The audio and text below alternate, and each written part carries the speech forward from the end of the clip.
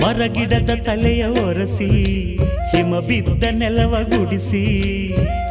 ಆಹಾ ಹೊಲಗದ್ದೆ ಇನ್ನೂ ಎಂತ ನಿದ್ದೆ ಎಂದ ದಿನರಾಯನು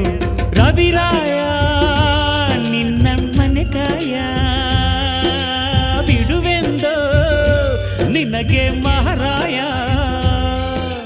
ಧಗ ಧಗ ಉರಿಯುವೆ ಝಗ ಝಗ ಬೆಳಗುವೆ ನೀನು ಬರದೆ ದಿನವಿಲ್ಲ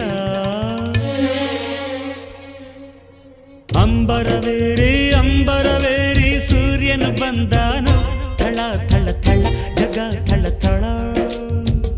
ಫಳ